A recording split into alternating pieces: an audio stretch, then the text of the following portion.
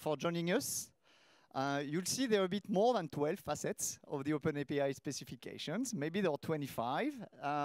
We have a limited time, so I'll go straight into the presentation. We'll have 2-3 minutes at the end of the presentation in order to discuss. Myself, I work at Cisco. I'm in charge of the quality of the overall portfolio for Cisco APIs, which means we define standards for these APIs, but we also make sure they are applied across the company. And the end goal, the perspective of my work is to make sure the developer experience is the best possible. So how do you deliver a great developer experience with APIs? In this presentation, I will focus about how we use OpenAPI specifications internally and what are the benefits. And we also introduce some open source technologies based on our work. I will explain why we needed to introduce these technologies. So first thing, the first 6 items are pretty basic, so we will go very fast. So what is it you need OpenAPI specifications for? It's because an API is a contract. It's a contract between yourself and the community consuming your API. And for that, you need to describe that contract. So you need a language. So if you do REST APIs, you would do OpenAPI.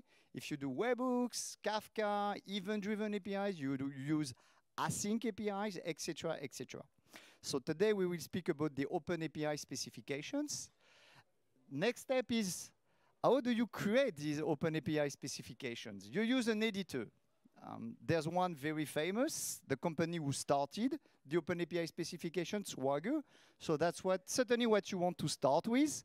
Very fast, you will see that the Swagger editor has some limitations, and you will want to go with more advanced tool sets. A lot of them are open source. I will show some of them on the way. As you are offering your OS documents, you also have a basic rendering for your OpenAPI, for your API documentation. So that directly translates your code editing in OpenAPI into live rendering as an API documentation. So this is one of the goals of creating a contract, is that you want that contract to be pushed and published to your developers so that they can read it. So that documentation, it's fully automated. You've got a lot of ways to render your documentation. You can use a lot of open source tool sets. Inside Cisco, we created our own. We wanted some kind of a specific rendering with live interactivity and a nice rendering with our internal look and feel. That component is not open sourced yet. I hope it will at some point. You can use it. If you are willing to use such a tool internally, please send me an email. I can make the case to open source this technology, certainly. Inside that live interaction, you certainly want to test an API. So that is a very interesting aspect, because in an API contract, you've got the path, the operation, and you've got also the payloads, incoming and outgoing payloads. There is an easy way you could make this documentation lively interactive, and even specifying some request parameters. And that's what we did inside our rendering. You've got enough information in the contract in order to create a live interaction. Next thing you can do is you can generate code. Because you've got all the contracts, all the incoming payloads, outgoing payloads, you can generate code for different programming language. Not only code to consume these APIs, so typically creating a low-level SDK, you will also provide to your community in Node.js, in Python. We do a lot of Python in Cisco. For collaboration technologies, we do more JavaScript, etc., etc. So you will want to generate code, but not only client code, you will also certainly generate some server code for your own internal teams. And some of this code could even be used in order to create a mock API. A mock API is a damn, I would say, I'm looking for the best word. It's a not so intelligent API. It doesn't have the logic. What it does, it just responds to incoming payload with a fake answer. And that mock is pretty solid, very important, so that you can start having your implementation teams work with a fake version of your APIs. So imagine you are producing a contract, you're creating a mock, and you're pushing it live inside your organization so that you can have internal teams or external teams starting working with your API. So that's also a very important value for your API. So at the end of the day, these are the 6 basic benefits you will get by working with OpenAPI documents and formalizing your contracts. Now, for the rest of this conversation, I want to go into the engineering world. How can we use these contracts in order to make some more advanced usage and improve the quality of our APIs? So the first thing, OpenAPI is something we just discussed in the previous session. OpenAPI is a serious initiative. It has a board. It's part of the Linux Foundation. There is a steering committee. It's also a very open process. Yourself, you can participate to weekly calls and propose some extensions to the existing specifications. There are 2 versions of the API specification that are used currently, V2 and V3. We just discussed about V4, which will come at least in a year from now, and it will take a few years to get adopted. What I've been seeing over the last couple of years is that V3 is really the standard now, and many teams are going to V3.1. V2.0 is still important because there's a lot of legacy tools that's going to take some time in order to migrate to V3. So we're still seeing some V2 adoption because of the time it takes in the industry to go and move and migrate to the latest standard. Okay. But if you are starting a project right now, or if you are creating a new tool, just go with V3.0 or V3.1. That's a great assumption. So there are many studies, and APImatic does a good job on studying and publishing their results. The terminology is something very important. Whenever an API conversation starts, there will be different words that are being used. We have been standardizing inside Cisco on the terminology used by the OpenAPI initiative, of course, because it helps use a lingua franca. We want to have some standards, a standard way to communicate. So basically what you have is the OpenAPI specification, OAS. What you create using this specification is an OAS document. And all these documents together, they create your contract. We call it the API definition. Okay, that's important. The OpenAPI word term should not be used alone. It's an OpenAPI specification. Maybe it's OpenAPI tools. The OS document describes a specific part of your contract. The documentation is really what a human can read. An endpoint is where you expose an API version. And then you've got the path and the resources, such as slash something, and then the operation. Many times you see someone and groups speaking about APIs, and it means a bit of everything, so it takes a bit of time to just know exactly what we're speaking of. So please, if you don't have any terminology yet, you can use this one. That will help me with my job. And if you already have one, just make sure it's published somewhere inside your organization, and so that it's known to everyone. And then you can start creating guidelines for your organization. So you can start explaining what is an API, you give definitions, you expand, and based on these definitions, you can start creating recommendations.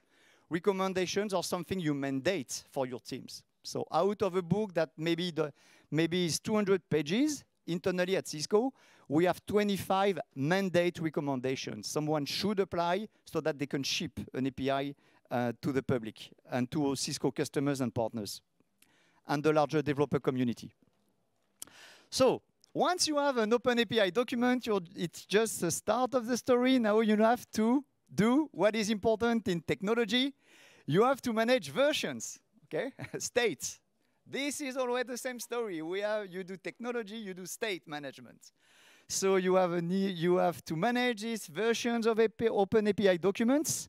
Typically, there would be a product manager starting it, creating a design-first approach, and then goes to an engineering lead, translating it to implementation. And then that OpenAPI document gets extended. And then it goes to a tech writer who adds some descriptions, and you end up with a full, complete OpenAPI document. Okay, so this is important you understand this flow. This flow, you need to create a source of truth for this OpenAPI document. Where is it stored in your organization? How do you keep track of changes? So defining a single source of truth, clarifying your strategy to manage these documents, educating your teams.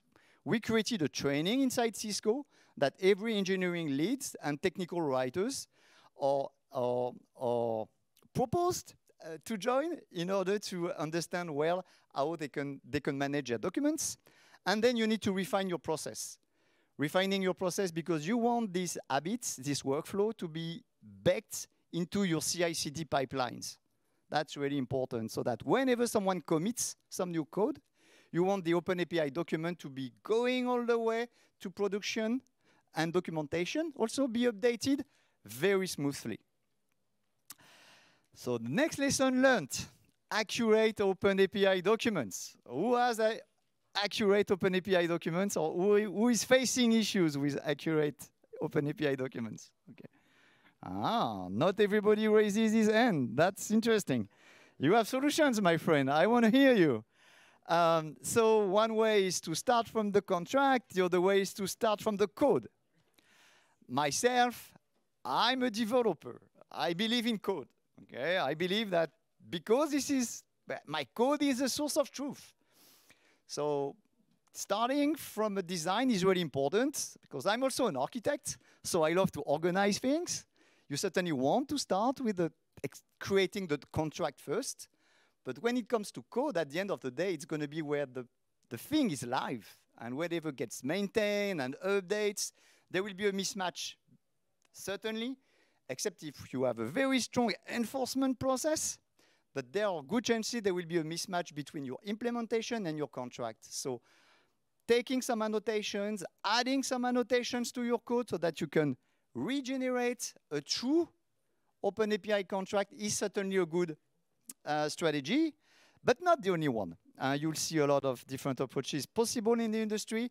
I will show you how we can go one step further with live traffic observations. Next thing. Now that you have, what was the previous lesson? Okay, let's say you have an accurate OpenAPI document. Now what is it you want to do? You want to make sure it is applied, your processes, your internal processes are currently applied consistently. One thing is you certainly have internally some design rules. Okay, let's say, how do you organize your path? What are the return status code? We have Mike here who has been spending a lot of his time, years, maybe 20, 25, is it, Mike?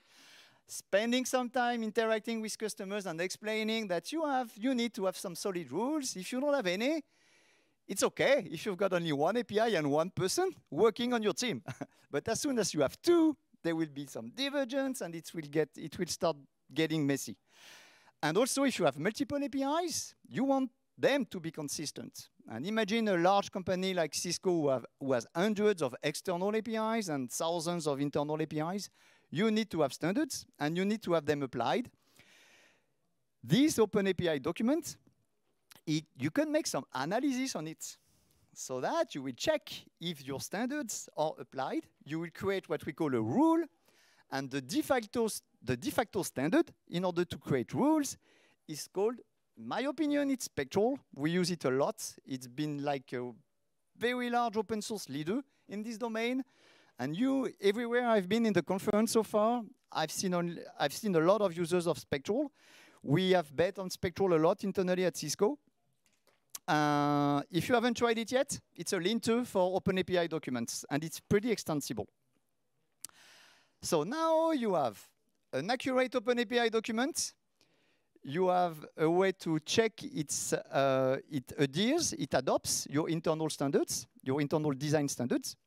What you have to detect is, is there any difference from what I'm seeing here in this document to what's happening in production? And that's what we call drifts. So differences between theory and reality. And the second thing is you may have zombies, something that you don't even know existed. So for that, the only way to capture this information is to look at live traffic and compare this live traffic to your OpenAPI documents. Recently, last year, Cisco open sourced a technology called API Clarity. If you haven't tried the tool, I engage you to try the tool and also to participate to that community. It has gotten some good traction, and we use it internally at Cisco.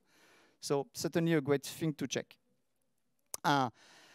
So now we have an OpenAPI document. It's solid. We are comparing it to live traffic observation. What can we do? We can create change logs. So you can compare two versions of your OpenAPI doc. You can generate a change log.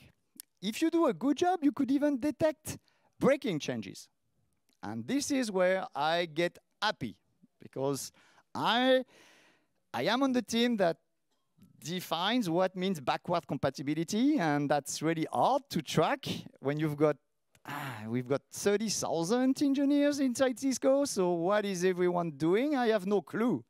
So we have a way to identify if there's a breaking change coming anywhere, and we have to secure the community that we are not breaking code.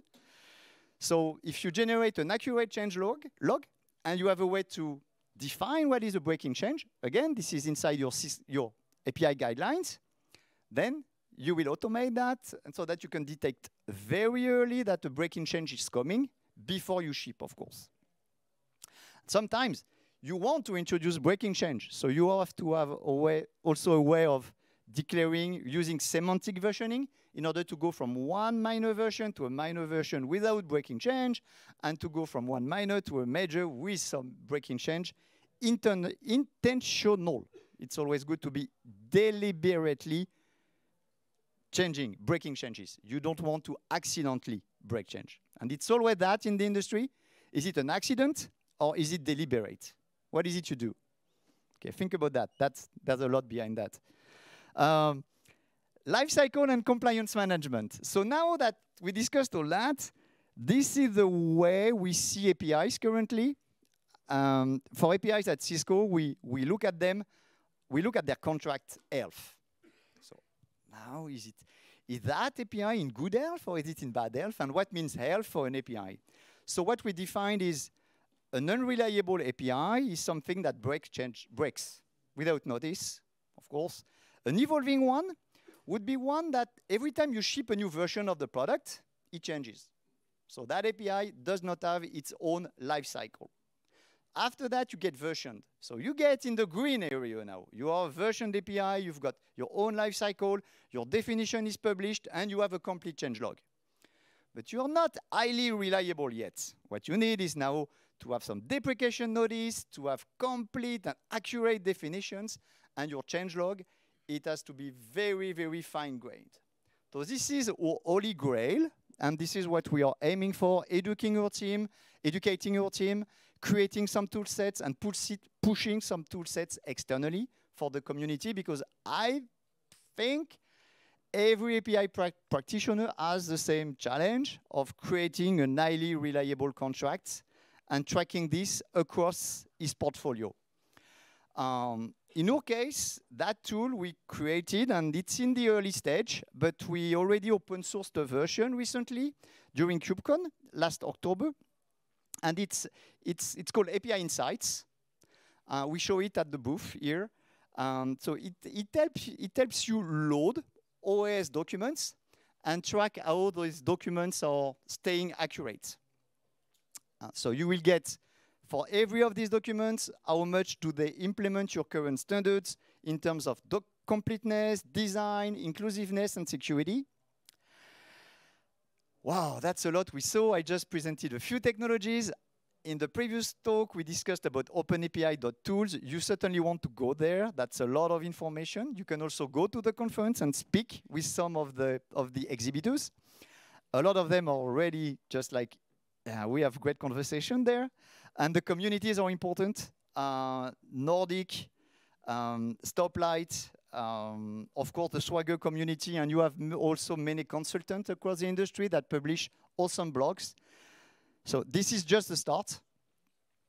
All of us are concerned, whether you're an IT pro consuming APIs or a developer, whether you're creating APIs, or whether you're a security or compliance officer, everybody should care for APIs. We think API Insights can help to track the compliance, the governance, the life cycle of your portfolio.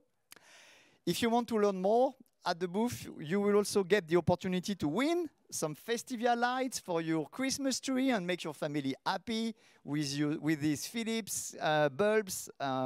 And you can also drive them through API, so that's fun. And if you love speaking about these topics, we would love to hear you. We have a conference coming. Develop, so you can submit now to be a speaker there. Thank you very much. I'll take a few questions.